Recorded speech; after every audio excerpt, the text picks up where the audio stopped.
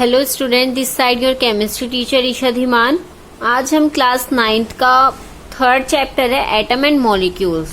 उसका एक टॉपिक है formula unit of ionic compounds या फॉर्मूला मास निकालना। ठीक है, formula unit of ionic compounds को समझेंगे और फॉर्मूला मास निकालना सीखेंगे। ठीक है, तो इम्पोर्टेंट टॉपिक है, अच्छा टॉपिक है, ध्यान से समझिएगा और देखिएगा। Formula unit of ionic compound होता क्या है। ठीक है, चलिए मैं आपको एक एग्जांपल से समझाती हूँ। जैसे हम ले लेते हैं सोडियम क्लोराइड ले लेते हैं। ठीक है, NaCl या सोडियम क्लोराइड। अब ये फॉर्मूला यूनिट किसी आयनिक कंपाउंड, ये एक आयनिक कंपाउंड है क्योंकि ये Na positive and Cl negative ion देता है। ठीक है, तो इससे हम समझते हैं कि आयनिक कंपाउंड का फॉर्मूला यूनिट होता क्या है। अब देखिए, sodium chloride is an ionic compound. पता है हमें आयनिक कंपाउंड है which consist of a large number of sodium ions, जिसमें बहुत सारे सोडियम आयंस होते हैं, and large number of chloride ions. ठीक है, so the actual formula of sodium chloride compound should not be, क्या नहीं होगा, Na पॉजिटिव या Cl नेगेटिव नहीं होगा। क्या होगा इसका पूरा formula, Na positive Cl negative and ये N क्या है, नंबर्स। ठीक है, अभी हमने बोला ना कि सिर्फ एक एक NaCl नहीं होगा, बहुत सारे Na पॉजिटिव आयंस होंगे, बहुत सारे Cl नेगेटिव आयंस होंगे, इसलिए हम इसको Na पॉजिटिव Cl नेगेटिव और ब्रैकेट के बाहर ये N लिख रहे हैं, N फॉर नंबर्स, ये नंबर्स को डिनोट कर रहा है। ठीक है, अब क्या है, where N is a very large number, अभी मैंने आपको बताया है। NaCl is the simplest formula of sodium chloride. ठीक है, क्या होता है, NaCl तो एक क्या है, सिंपल फॉर्मूला है सोडियम क्लोराइड का। ठीक है, नॉट इज एक्चुअल फॉर्मूला, ये एक्चुअल फॉर्मूला नहीं है, ये एक सिंपल फॉर्मूला है। ठीक है, अब हमें क्या सीखना है, आयनिक कंपाउंड का एक्चुअल फॉर्मूला बनाना सीखना है। ये तो हमें सिंपल फॉर्मूला पता है, तो इसमें ये formula unit of ionic compound में हमें यही पढ़ना है। ठीक है, कि हम एक सिंपलेस्ट फॉर्मूले को एक एक्चुअल फॉर्मूले में कैसे कन्वर्ट करते हैं। ठीक है, तो the simplest combination of ions that produce an electrically neutral unit is called a formula of ionic compound. ठीक है, अब एग्जाम्पल देखिए, जैसे मैं आपको एग्जाम्पल के लिए बताऊं तो the formula unit of sodium chloride compound is NaCl। बताया मैंने कि सिंपल तो NaCl होगा, जहां पर विच कंसिस्ट ऑफ क्या क्या है इसमें, Na पॉजिटिव आयन है एंड Cl नेगेटिव आयन्स हैं। ठीक है, the formula unit of ammonium sulphate.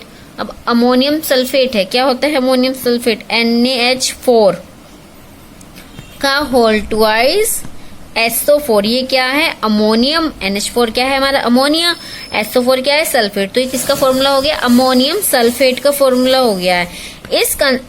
It consist of Na4 positive ions है ना, और SO4 2 नेगेटिव आयंस। तो यही सीखना है कि ये NH4 पॉजिटिव आयन कैसे हुआ और ये SO4 2 नेगेटिव आयंस कैसे हुए। ठीक है, आया अब आपको ये समझ में कि formula unit of ionic compound क्या है। अब पढ़ते हैं ये फॉर्मूला मास क्या होता है। What is formula mass. अच्छा, आपको फॉर्मूले से पता चल रहा है कि कोई क्या होगा, कोई सूत्र होगा, है ना, और मास का मतलब ही क्या होता है, द्रव्यमान। ठीक है, तो हमें क्या पढ़ना है, सूत्र का द्रव्यमान या फॉर्मूला मास पढ़ना है। तो ये क्या है, the formula mass of an ionic compound. अब हम आयनिक कंपाउंड पढ़ रहे हैं तो आयनिक कंपाउंड ही आएगा इसमें भी। तो जो किसी भी आयनिक कंपाउंड का formula mass of an ionic compound is relative mass of its formula unit. क्या होता है, इसकी जो फॉर्मूले की यूनिट होती है उसका क्या होता है, ये रिलेटिव मास होता है। क्या होता है, रिलेटिव मास। ठीक है, compared with the mass of carbon 12 atom as 20 units. जैसे हमें पता है क्या है, कार्बन 12, ये क्या है, इसका एटॉमिक मास है। प्रीवियस वीडियो में मैंने आपको पढ़ाया था कि मास और atomic number and atomic mass क्या होते हैं। हमें पता है कि ये C12 है, इसमें 12 क्या है, इसका एटॉमिक मास है। ठीक है, तो इसका क्या फॉर्मूला मास कितना हो जाएगा, जितनी भी इसकी ये क्या है मास दिया हुआ है, तो इसकी यूनिट्स कितनी हो जाएंगी, 12 यूनिट्स। एक बार और डेफिनेशन सुनिए, आपको समझ में आएगा। The formula mass of an ionic compound is the relative mass of its formula unit, बताया ना कि its formula unit as compared with the mass of a carbon 12। अब इन्होंने कंपेयर किया है कि जैसे कार्बन 12 का मास कितना है 12 है, तो इसकी यूनिट भी कितनी हो जाएगी 12 हो जाएगी। आई होप आपको समझ में आई होगी ये बात। चलिए नहीं आई तो आगे हम दोबारा से डिटेल में समझते हैं इसको। C12 या कार्बन 12 लिया है, तो इसमें हमने ये यूनिट भी 12 रखी। क्यों रखी? क्योंकि नोट करके याद कर लीजिए इस बात को, the atomic mass of an atom and it's ion. ठीक है, कि जो एटॉमिक मास होता है किसी एटम का एंड इट्स आयन, और उसके ion is just the same. दोनों क्या होते हैं? सेम होते हैं। क्योंकि because the electrons which convert an atom into an ion have negligible मास।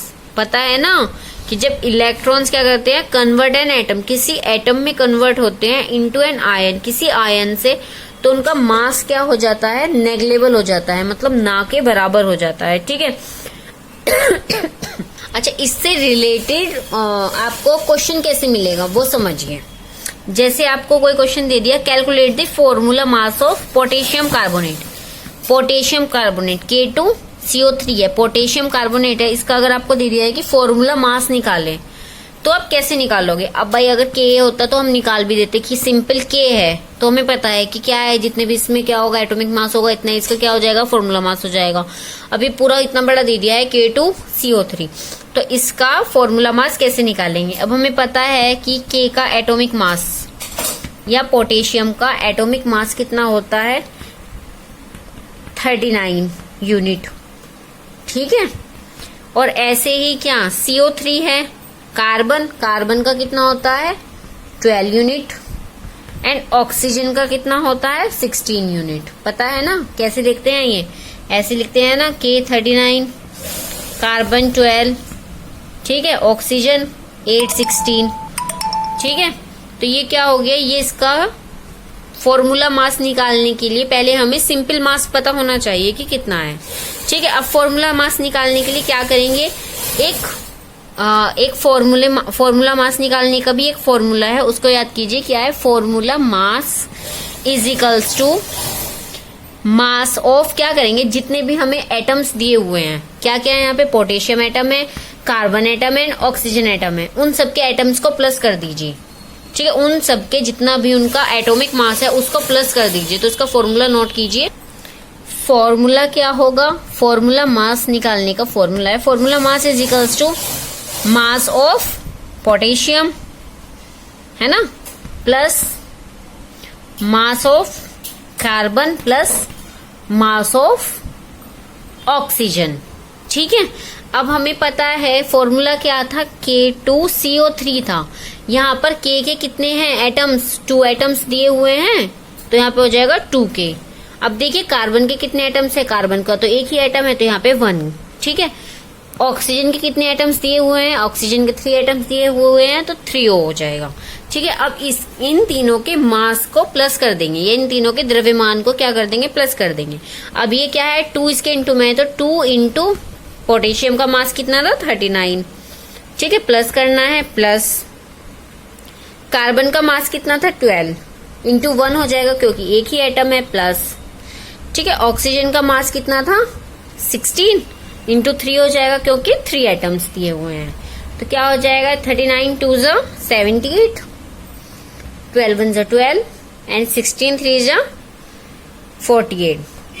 ठीक है, तीनों को प्लस करेंगे तो कितना आ जाएगा? 138 यूनिट। तो ये क्या निकल गया? 138 यूनिट क्या हो गया? ये फॉर्मूला मास हो गया किसका? K2CO3 का। ठीक है, तो आंसर क्या लिखेंगे? फॉर्मूला मास ऑफ K2CO3 या पोटेशियम कार्बोनेट इज 138 यूनिट। ठीक है, ऐसे ही अगर हमें क्वेश्चन नंबर 2 देखे, अगर NaCl का निकालने के लिए दिया जाए तो कैसे करेंगे? हमें क्या पता है कि इन दोनों के बस मास को प्लस करना है, कोई सब एक एक एटम ही दिया हुआ है। Na कितना होता है? 23। Na का मास कितना होता है? 23। कैल्शियम का सॉरी क्लोरीन का मास कितना होता है? 35.5। दोनों को प्लस करें कितना आ जाएगा? 58.5 यूनिट। क्या हो जाएगा? ये इसका फॉर्मूला मास हो जाएगा। ठीक है, आपको मैं कुछ एग्जाम्पल्स और भी दे रही हूँ, वो आप मुझे करके सेंड करेंगे। ये नोट कर लीजिए, ये आप सभी मुझे कमेंट करके इनके आंसर सेंड करेंगे। 4 दे रही हूँ, MgOH का होल ट्वाइस, CaCO3 और NaHCO3, Na2CO3। ठीक है, ये 4 मैंने आपको होमवर्क में दिए हैं। इन सभी का आपको मुझे क्या निकाल के बताना है, फॉर्मूला मास निकाल करके दिखाना है। ठीक है, MgOH का होल ट्वाइस मैग्नीशियम हाइड्रोक्साइड है, कैल्शियम कार्बोनेट है, ठीक है, सोडियम हाइड्रोजन कार्बोनेट है और सोडियम हाइड्रोक्साइड है। ठीक है, इन सभी का आप मुझे क्या निकाल के देंगे, फॉर्मूला मास निकाल करके दिखाएंगे। अब एक होता है, हमने सीखा फॉर्मूला मास, अब आता है केमिकल फॉर्मूला कैसे बनाते हैं, किसी भी एटम का केमिकल फॉर्मूला कैसे बनाते हैं। ठीक है, चलिए केमिकल फॉर्मूला बनाना देखते हैं। ध्यान से सुनिएगा, ये केमिकल फॉर्मूला होता क्या है। The chemical formula of A compound represent the composition of A molecule of the compound in term of symbol of element present in it. क्या है, कोई भी आपके पास अगर कोई कंपाउंड है, ठीक है, उसको सिंबल से रिप्रेजेंट करना। जैसे H2O, क्या है, ये है तो ये वाटर, लेकिन सिंबल क्या है इसके, H2 और O, तो इसको हम सिंबल से डिनोट कर रहे हैं। तो यही क्या है, ये पानी का केमिकल फॉर्मूला है। ठीक है, तो केमिकल फॉर्मूला को कैसे बनाते हैं वो बता रही हूँ कि कैसे। ठीक है, एग्जाम्पल से समझिए। Water is a compound made up of 2 atoms of hydrogen. अभी मैंने बताया कि वाटर में क्या है, 2 एटम्स किसके हैं, हाइड्रोजन के हैं। And 1 atom of oxygen, 1 atom किसका है, ऑक्सीजन का है। So the formula of water is written as H2O। ठीक है, तो कैसे लिखते हैं हम वाटर का फॉर्मूला, H2O से। Ionic compounds are formed by the combination between metals and non metals. ठीक है, तो यही क्या हो जाएंगे, इसके मेटल और नॉन मेटल से कोई आयनिक कंपाउंड बनता है, उसी से उसका केमिकल फॉर्मूला बनता है। एग्जाम्पल देखिए, MgO किसका केमिकल फॉर्मूला है, मैग्नीशियम ऑक्साइड है ना। मैग्नीशियम ऑक्साइड को अगर शॉर्ट फॉर्म में लिखा जाए तो क्या हो जाएगा, MgO। ठीक है, ऐसे ही सोडियम क्लोराइड को अगर शॉर्ट फॉर्म में या उसके केमिकली नेम से लिखा जाए तो क्या हो जाएगा, सोडियम क्लोराइड। Na क्या है, सोडियम, एंड Cl क्या है, क्लोराइड, तो NaCl। ऐसे ही कॉपर सल्फाइड को किससे, CuS, Cu क्या है, कॉपर, S क्या है, सल्फाइड। ठीक है, तो ये क्या होते हैं, ये होते हैं केमिकल फॉर्मूलाज। ठीक है,